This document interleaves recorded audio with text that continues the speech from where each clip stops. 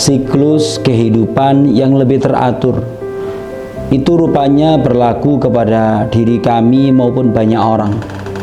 Bangun tidur lebih tertib, bisa memulai hari dengan sholat sunnah, bertilawah sejenak, kebersamaan saat makan sahur dan berbuka bersama keluarga. Siklus kehidupan yang sangat perlu bagi kami, terutama ketika mendampingi tumbuh kembang anak-anak. Ya, alhamdulillah di Ramadan kali ini masih dipercaya sebagai penyalur kebaikan untuk teman-teman yang membutuhkan, yang harapannya nanti ketika Idul Fitri itu kita bisa sama-sama tersenyum merayakan hari kemenangan. Alhamdulillah musolah kami di tempat kami tinggal semakin ramai, semakin makmur. Yang bulan-bulan sebelum Ramadan, bulan Rajab, bulan Sya'ban sepi, sholat duhur asar sering sholat sendirian, kadangkala hanya sholat dengan muadzinnya. Ramadan tahun ini alhamdulillah rame semenjak Ramadan pertama sampai terakhir. Ada banyak sebenarnya, karena setiap Ramadan pasti berkesan. Salah satunya mungkin di Ramadan yang tahun ini kita di pondok dapat amanah masjid yang lebih banyak. Dan itu kalau dari sisi keumatan ya. Kalau dari sisi pribadi mungkin Ramadan tahun ini adalah Ramadan pertama saya, Ramadan di Kota Malang bersama istri ya, karena sebelumnya LDR ya 2021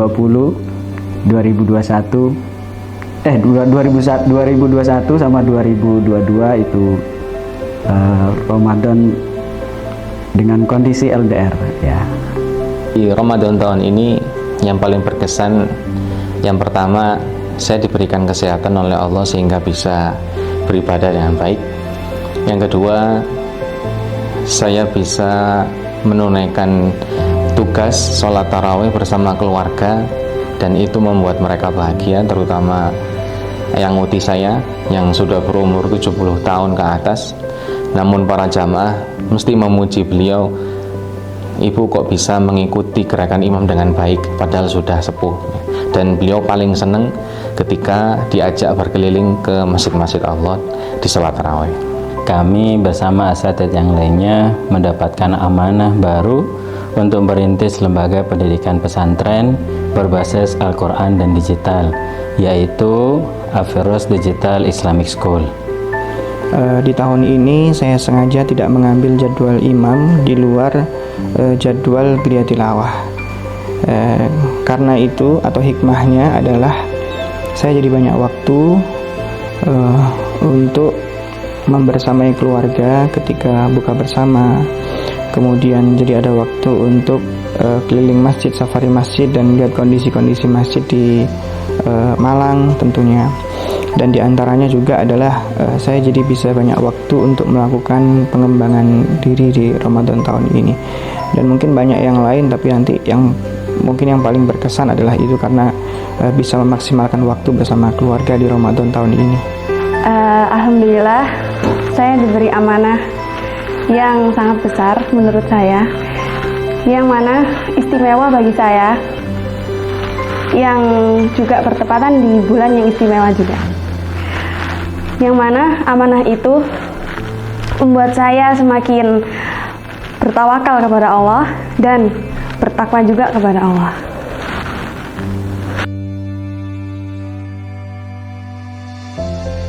Ada ayat yang sangat berkesan pada diri kami, yaitu penggalan dari ayat ke-87 surat Al-Isra.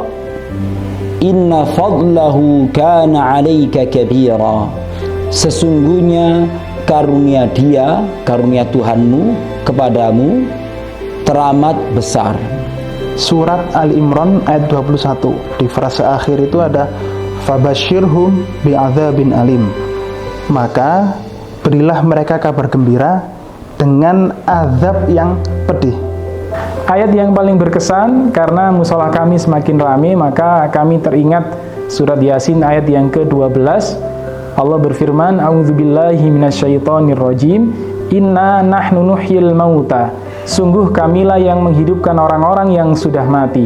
wa naktubu ma qaddamu, dan kami yang mencatat apa yang telah mereka kerjakan, wa atharohum, dan kami pula lah yang mencatat bekas-bekas atau jejak-jejak mereka, wa kulla syai'in ahsaynahu fi imamin mubin, dan segala sesuatu kami kumpulkan dalam kitab induk yang nyata.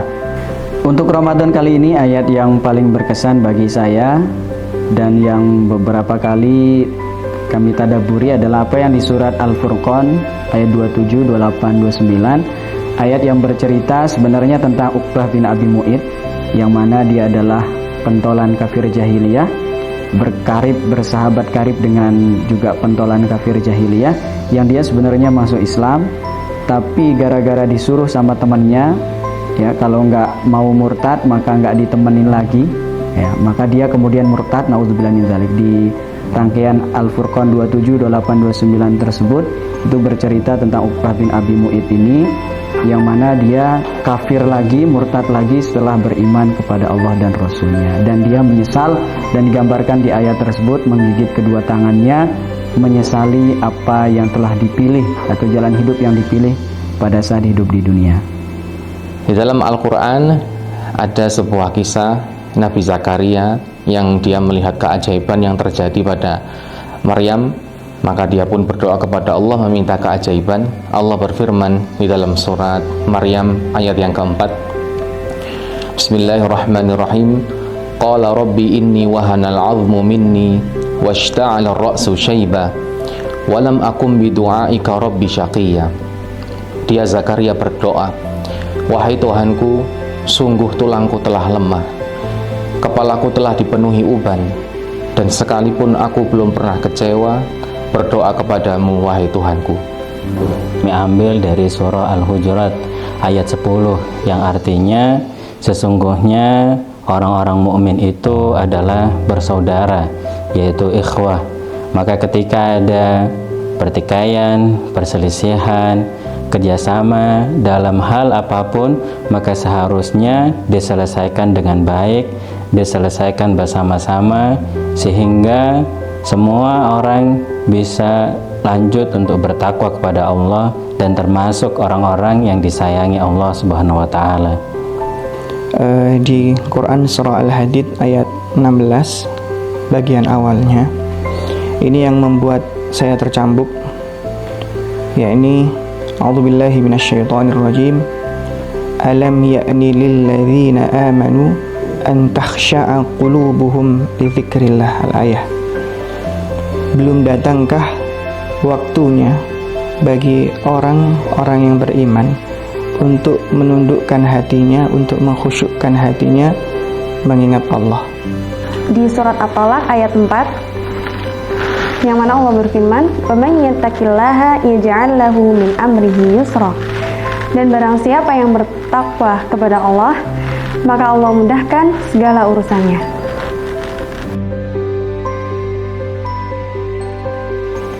Kepada Nabi Muhammad sallallahu alaihi wasallam diberikan kenabian, pewahyuan, dan kekalnya pewahyuan Quran di dalam diri beliau itu adalah sebuah karunia yang sangat besar dari sisi Allah Ta'ala. Rupa-rupanya hal yang sama juga menjadi sindiran bagi kami, bahwasanya semua karunia materi maupun non materi Allah berikan kepada kami, semuanya terkait ketersambungan diri ini dengan Al-Quran. Ternyata membaca Al-Quran itu bukan sekedar berbicara tentang pahala per huruf, tapi Allah selalu memberikan makna-makna di balik setiap kata yang ada dalam Al-Quran. Maka butuh kiranya ketika kita membaca Al-Quran itu menghadirkan hati dan pikiran untuk bisa merenung fikirkan apa yang Allah tuangkan dalam Al-Quran. Kami mendapatkan motivasi terutama dari frase wa atharahum, dan kami Allah mencatat bekas-bekas atau jejak-jejak mereka. Dari frase ini kami dapat motivasi bahwasannya Allah akan mencatat dengan detail, akan menyempurnakan pahala orang-orang yang berjalan dari rumah ke masjid, dan Allah akan mencatat pula secara detail, secara rinci bekas-bekas perjalanan mereka dari masjid ke rumah, sehingga memberikan motivasi kepada kami agar senantiasa semangat ke masjid, terutama menunaikan sholat secara berjamaah. Memiliki circle, memiliki persahabatan dengan orang-orang yang membawa kita kepada ketaatan, itu adalah sesuatu yang sangat penting, sangat berharga. Almar'u ala dini khalilihi falyanzur ahadukum man yukhalil. Marilah kita rajin berdoa kepada Allah. Bahkan itu hal yang mustahil bagi kita, karena di hadapan kuasa Allah tidak ada yang namanya kemustahilan. Dan maka berdoalah, karena sesungguhnya Allah tidak akan pernah sekalipun mengecewakan hamba yang berdoa kepadanya. Sebagaimana perkataan Zakaria, dan aku tidak pernah kecewa ketika berdoa kepada Tuhan. Seorang mukmin dengan mukmin yang lainnya hendaknya saling merekatkan, bukan merenggangkan, saling mendekatkan, bukan menjauhkan, sehingga tambah hari, tambah zaman, kekuatan umat Islam menjadi lebih kuat dari sebelumnya. Bahwa ibadah itu harusnya tidak hanya terikat dalam ibadah yang diatur syariat. Setiap aktivitas kita haruslah bernilai ibadah, dan tidaklah sempurna ibadah jika tidak ada khusyuk di situ. Kita begitu terjebak di dalam ritual. Bagaimana aktivitas makan kita hanya sebatas makan untuk memenuhi kebutuhan perut saja. Setelah itu selesai, lupa, tidak ada nilai sama sekali. Kita jarang sekali ketika makan kita merasakan tekstur makanannya, kemudian rasa yang keluar, manis, asin, dan lain sebagainya, itu begitu kita syukuri. Kemudian ketika kita minum misalkan, air yang masuk di tenggorokan itu begitu dirasakan. Dan banyak hal lainnya, berjalan, bernafas, dan lain sebagainya, kita sering melakukan itu semua tidak dengan kesadaran penuh kita, tidak dengan kesadaran diri kita. Kita melakukannya secara ritual saja, otomatis hanya sekedar untuk melakukan kewajiban saja. Bahwasanya kebaikan di dunia ini bisa Allah limpahkan dengan ketakwaan. Maka barang siapa yang bertakwa kepada Allah, Allah akan memudahkan segala urusan kita. Kepada saudara-saudara kaum muslimin, muslimat rahimakumullah, bulan Ramadan telah kita sempurnakan. Gema suara takbir di mana-mana menggema. Mudah-mudahan pula menggema di dalam hati kita karena petunjuk Allah kepada kita. Maka kami ucapkan minal aidinal faizin, semoga kita termasuk orang yang menyadari fitrah penghambaan kita.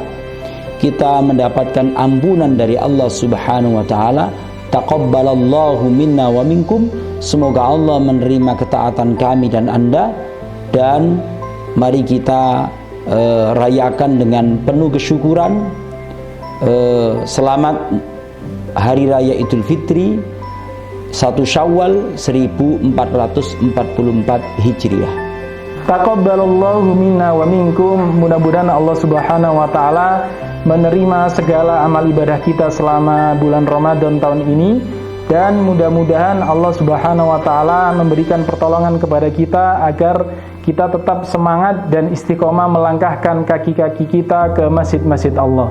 Kepada teman-teman semua, saya mengucapkan selamat Hari Raya Idul Fitri 1444 Hijriah 2023 Masehi. Semoga Ramadan yang telah kita lalui membakar atau sukses membakar dosa-dosa kita yang pernah kita lakukan, baik sengaja maupun yang tidak disengaja. Dan semoga melewati Ramadan tahun ini kita termasuk dalam hamba-hamba dan umat dari Rasulullah yang memiliki gelar sebagai orang yang bertakwa. Selamat Hari Raya Idul Fitri 1444 Hijriah. Taqabbalallahu minna wa minkum. Mohon maaf lahir dan batin. Teman-teman semuanya, saudara-saudara semuanya, ikhwani fillah, seseorang ketika masuk dalam Idul Fitri bukanlah dia yang punya baju baru, akan tetapi dia yang mempunyai ketaatan kepada Allah Subhanahu wa taala dan Rasulnya dengan ketaatan yang baru, dengan ketaatan yang lebih baik daripada sebelumnya. Taqabbalallahu minna wa minkum. Taqabbal ya karim. minal aidin wal faizin. Mohon maaf lahir dan batin. Saya mengucapkan selamat Hari Raya Idul Fitri 1444 Hijriah. Taqabbalallahu minna wa minkum. Semoga Allah Subhanahu wa taala menerima amal ibadah kita selama di bulan Ramadan dan memberikan perbaikan hidup kita ketika melewati madrasah Ramadan. Di hari yang fitri ini, mari saling memaafkan dengan setulus hati. Dan di hari yang fitri ini, semoga Allah menjadikan hamba-hambanya dengan yang lebih baik lagi. Selamat Hari Raya Idul Fitri 1444 Hijriah. Taqabbalallahu minna wa minkum. Kullu amin wa antum bi khair. Burung cendrawasih terbang ke awan, hinggap sejenak di pohon pepaya. Mohon maaf lahir batin kami ucapkan. Selamat berbahagia di Hari Raya Idul Fitri. Taqabbalallahu minna wa minkum minal aidin wal faizin. Mohon maaf lahir dan batin. Untuk yang sendiri, kapan segera mengakhiri?